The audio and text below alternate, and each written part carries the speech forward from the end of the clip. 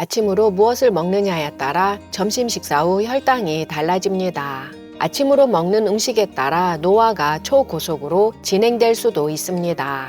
안녕하세요. 생활건강정보 채널 9988입니다. 아침을 항상 거하게 차려서 드시는 분은 굳이 건강식을 찾을 필요가 없을 것으로 보입니다.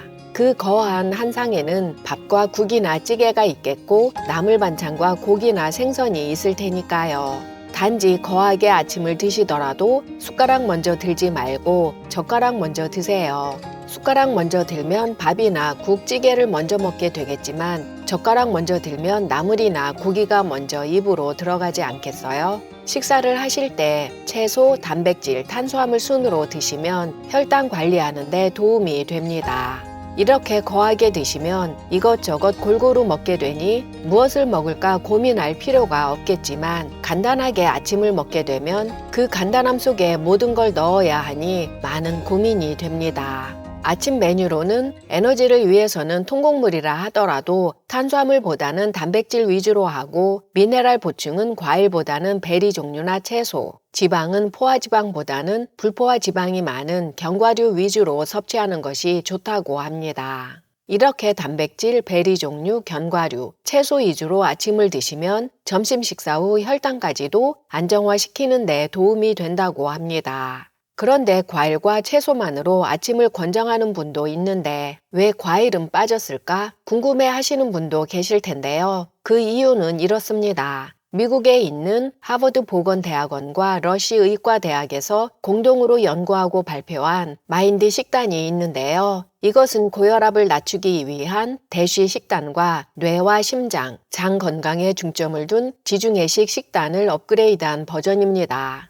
이 식단은 혈당 조절에 도움이 되고 산화 스트레스와 염증을 감소시키고 뇌 건강을 증진시켜 알츠하이머 병의 위험을 53%나 줄이고 나이가 들면서 발생할 수 있는 뇌기능 저하를 늦출 수 있는 것으로 밝혀졌습니다. 그런데 신체 건강과 웰빙의 대명사로 알려진 이 마인드 식단에는 사과나 바나나 같은 과당이 많은 과일은 포함되지 않았습니다. 과일에 대해서 잠시 알아보면 과일에 있는 과당은 간으로 바로 흡수되기 때문에 혈당 측정기로는 나타나지 않는다고 합니다. 그래서 우선 당장은 혈당을 오르게 하지는 않지만 간으로 바로 흡수된 과당은 지방으로 저장되기 때문에 장기적으로는 비알코올성 지방간이나 인슐린 저항성의 원인이 될 수도 있다고 하는데요. 과일에 있는 섬유질과 영양 성분이 이를 보완할 수 있다고는 하지만 반대로 과일이 건강에 기여하는 이점을 과일에 있는 과당이 상쇄시키면서 간에 무리를 주기 때문에 아침 공복 과일은 특히 안 좋다고 우려하는 전문가가 많아지고 있습니다.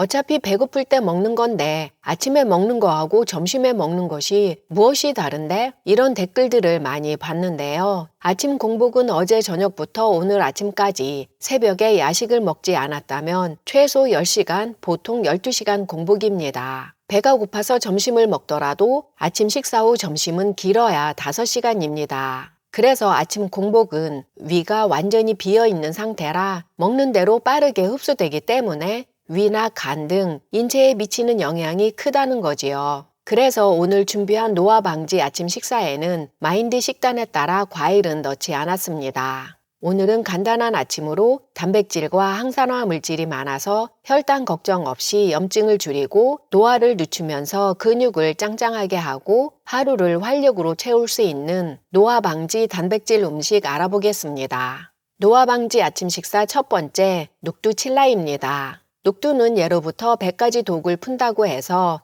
해독제로 잘 알려져 있습니다. 비택신, 이소비택신, 플라보노이드, 페놀산, 카페인산, 계피산 등 항산화제가 풍부하게 함유되어 있어 노화를 촉진하는 유해한 활성산소를 제거하여 노화 방지에 도움을 줍니다. 또한 항진균, 항균 특성이 있고 항염증 특성이 있어서 염증성 질환의 증상을 개선할 가능성이 있는 것으로 나타났는데요. 동물 연구에 따르면 녹두의 항산화제인 비택신과 이소비택신은 혈당 수치를 낮추고 인슐린이 더 효과적으로 작용할 수 있도록 도와주는 것으로 나타났습니다. 더욱이 녹두의 단백질과 탄수화물은 다른 콩류에 있는 단백질, 탄수화물보다 소화하기 더 쉬운 것으로 나타났는데요. 콩을 드시면 소화가 잘 안 되고 가스 차는 분은 녹두를 드시면 증상이 덜할 수 있습니다. 그런데 녹두에는 다른 콩들처럼 피틴산, 트립신 억제제가 있는데요. 피틴산은 철분, 아연, 마그네슘, 칼슘 흡수를 방해하고 트립신 억제제는 단백질 흡수를 방해합니다. 녹두에는 단백질이 달걀 2배 가까이 되는 24.51mg이나 있는데 이것이 흡수가 잘 안 된다는 거지요. 그래서 녹두를 드실 때는 꼭 이렇게 드셔야 합니다.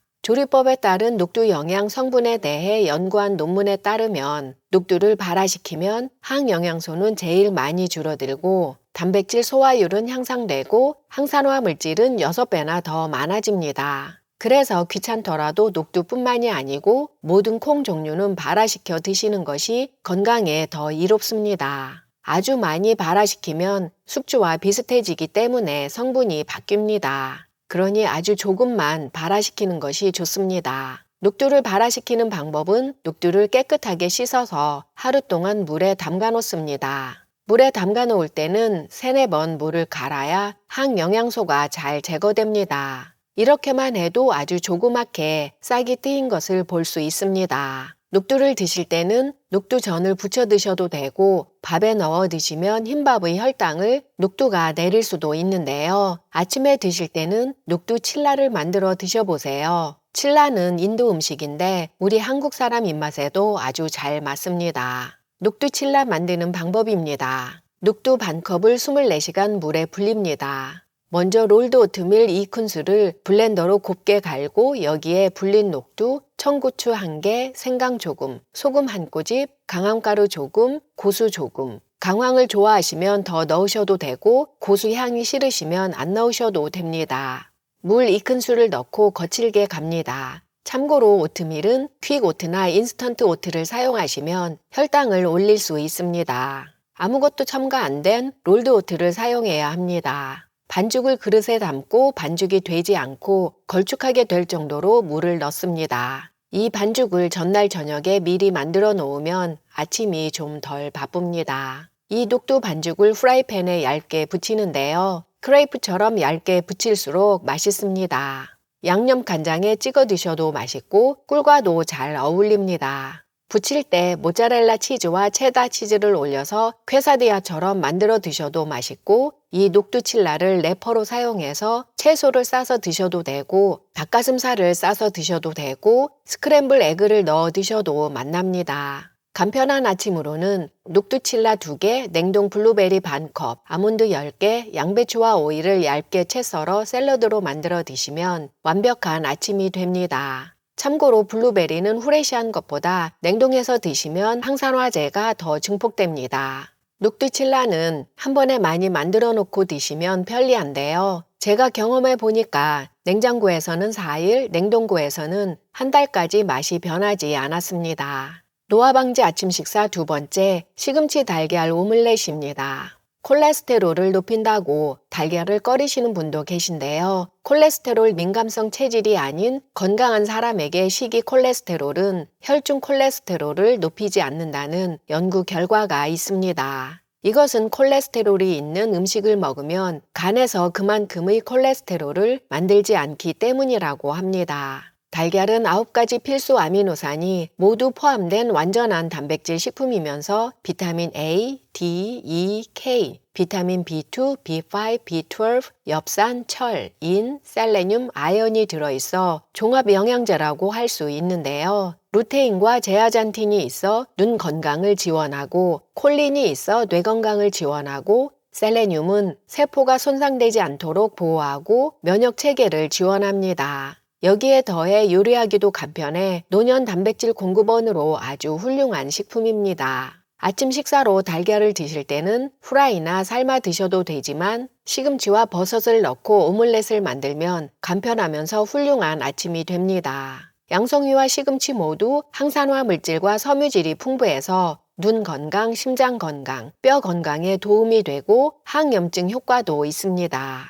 달걀 2개에 우유 2큰술, 소금을 1꼬집 넣고 잘 풀어 놓습니다. 양파는 잘게 썰고 양송이는 적당한 크기로 썰어서 양파와 함께 볶다가 달걀물을 넣습니다. 여기에 모짜렐라 치즈, 체다 치즈를 올리고 그 위에 베이비 시금치를 올린 다음 달걀을 반으로 접어 치즈만 녹으면 드시면 됩니다. 여기에 비타민C를 위해서 딸기를 곁들이고 호두 3개와 함께 드시면 하루를 든든하게 만드는 아침이 됩니다. 참고로 시금치를 드실 때 아몬드는 피하는 것이 좋습니다. 시금치에는 옥살산이 많은데 아몬드에도 많아서 옥살산을 한 번에 너무 많이 섭취하면 신장 결석을 유발할 수 있습니다. 노화 방지 아침 3번째, 단호박 에그 슬러시입니다. 단호박은 당도가 높고 밥맛이 난다 하여 밤호박이라고도 부르는데요. 다른 호박들과 마찬가지로 베타카로틴 함량이 높아 나이가 들면서 발생하는 황반 변성과 같은 연령 관련 안구 질환을 예방하는 데 도움이 되고 염증 완화, 자가면역 질환, 암, 심장병, 당뇨병과 같은 만성 질환을 예방하는 데도 도움이 될 수 있습니다. 또한 섬유질이 풍부하기 때문에 건강한 소화를 촉진하고 변비를 예방하며 포만감을 오래 느끼게 하여 건강한 체중을 유지하는 데 도움이 됩니다. 단호박은 찌거나 굽기만 해도 달달하니 맛있는데요. 어차피 찌는 거 이렇게 한번 해보세요. 단호박은 껍질도 먹을 수 있으니 베이킹소다로 문질러 가면서 깨끗하게 씻어서 준비합니다. 양파는 잘게 썰어 살짝 볶아놓고 토마토는 잘게 썰어 놓기만 합니다. 달걀 2개를 잘 풀고 여기에 파머산 치즈를 조금 넣고 소금 한 꼬집 넣습니다.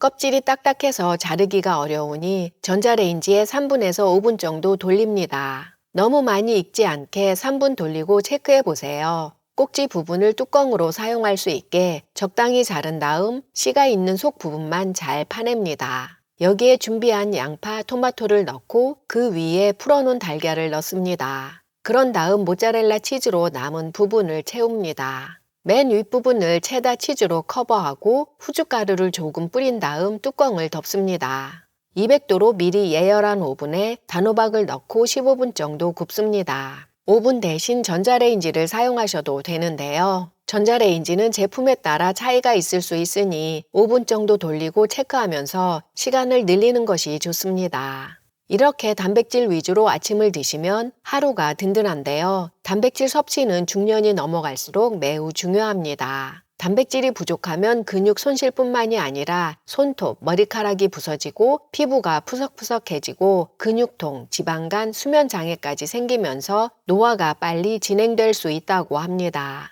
그런데 단백질은 섭취 안 해도 된다. 모유에는 단백질이 7%밖에 안 되지만 아기들이 무럭무럭 잘 자라지 않느냐 이렇게 말하는 이가 있어서 정말 놀랐습니다. 탄수화물 지방 섭취에 대해서는 전문가, 연구가들 의견이 분분하지만 단백질 중요성에 대해서는 모든 전문가들이 동의합니다. 그런데 이 사람은 단백질이 중요하지 않다고 과일과 채소로 아침을 먹는 것이 좋다고 하네요. 호기심에 모유에 대해서 알아봤는데요. 모유에는 1% 단백질이 있고 7%라는 것은 탄수화물이네요. 87에서 88%가 수분이고 나머지가 영양분인데 모유 1리터당 단백질이 8에서 10g이 있어서 퍼센트가 중요한 것이 아니고 함유량이 중요하고 아기가 성장하기에 충분한 단백질 양이라고 합니다. 태초의 인간은 사냥하거나 도망 다니느라 하루 3끼 먹을 여유가 없었다. 그래서 건강했다라고 말하는 사람도 있습니다.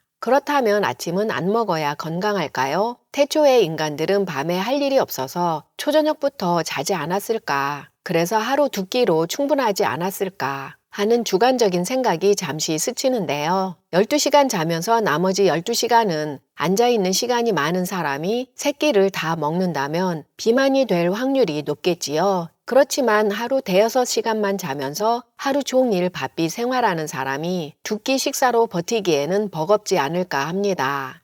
연구에 따르면 간헐적 단식을 하면서 아침 식사를 거르면 단식 기간이 연장되어 잠재적으로 혈당 조절 개선, 지방 활용 개선 등의 이점을 얻을 수 있어 체중 감량에 도움이 될 수 있습니다. 하지만 아침 식사는 인지 기능을 향상시킬 수 있으며 기억력 및 주의력 향상과 관련이 있고 특히 학령기 어린이와 노년기에 중요하다는 연구 결과도 있습니다. 또한 당뇨병이 있는 사람도 혈당 수치를 효과적으로 관리하기 위해서는 정기적인 식사가 필요하고 육체적으로 힘든 아침 루틴을 가진 사람도 아침 식사는 하는 것이 좋다고 합니다. 이것으로 볼 때 아침 식사를 먹고 안 먹고는 개인의 건강 목표, 생활 방식, 개인 취향에 따라 선택하는 것이 정답입니다. 아침을 먹고 안 먹고가 중요한 것이 아니고 무엇을 먹느냐가 중요한데요. 아침이 든든해야 하루가 활력이 넘치고 오늘 하루 매일매일이 건강하면 구구까지 팔팔합니다.